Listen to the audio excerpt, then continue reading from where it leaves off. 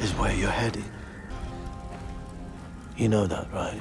You kill everyone they love. If he doesn't want you to be here, then you shouldn't be.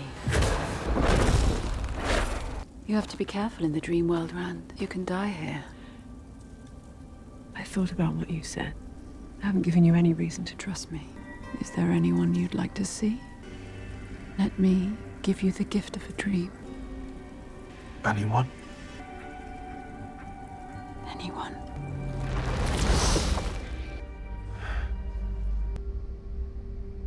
Egwene?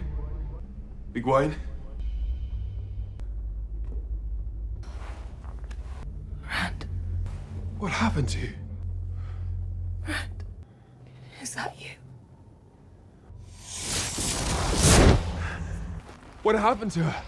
Was she supposed to be at the White Tower? Please, Lanfear. Celine, if you ever cared about me, just...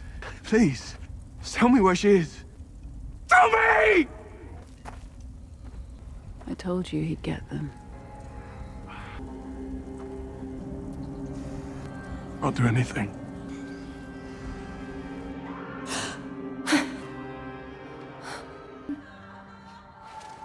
Rand? I'm losing it. Come on, come on. Pull yourself together. I can't hear you. Hello? Hello? Do you know where we are? The Damani cannot touch any. No, we are not Damani. I'm Egwene. The Damani feels twice over.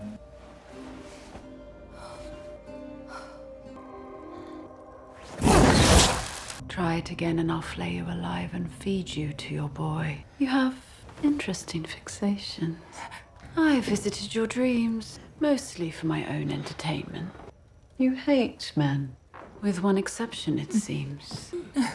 What's his name? Men hurt us, betray us. Still, we love them.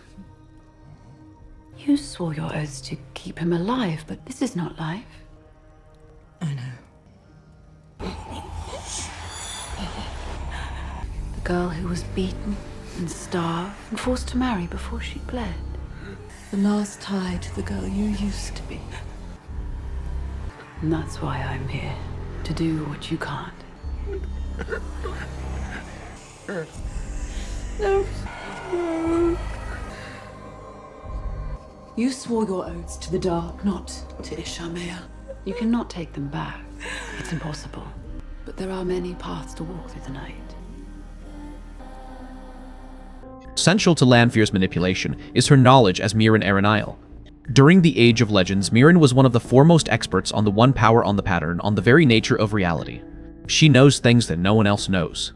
She knows how to tap into hidden sources of power, how to manipulate the pattern to her will, how to break the rules that govern the world.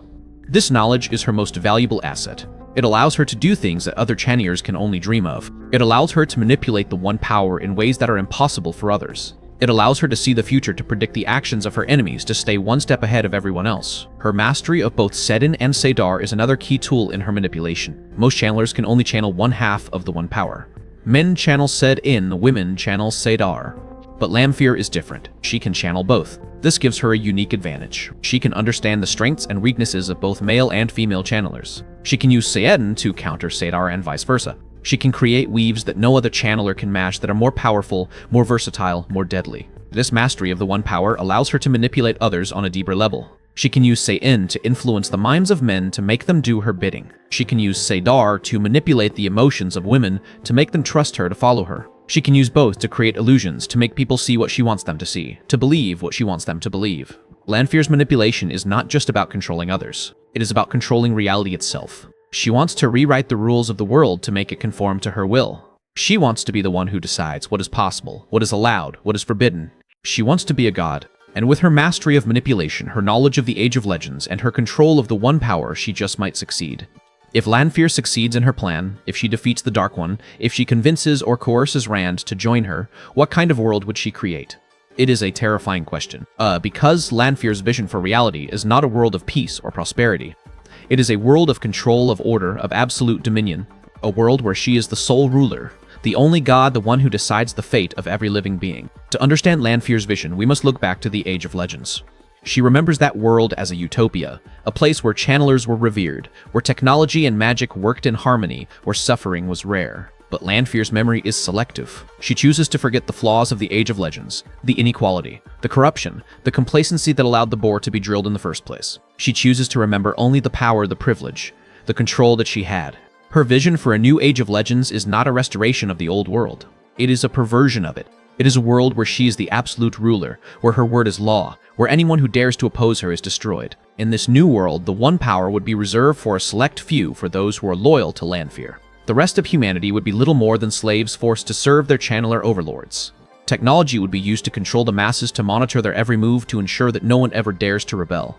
The pattern itself would be rewritten to suit Lanfear's will. She would eliminate free will, eliminate choice, eliminate any chance of the world ever changing again. She would create a static, unchanging reality where she rules for all eternity. Lanfear's vision transcends simple physical power. It is about reshaping the fundamental laws of the universe. She wants to control not just the world, but the very fabric of reality. She wants to decide what is possible, what is impossible, what is right, what is wrong. She wants to be the one who weaves the pattern, who decides the fate of every soul who lives within it. This is not the vision of a power-hungry warlord. This is the vision of a cosmic tyrant.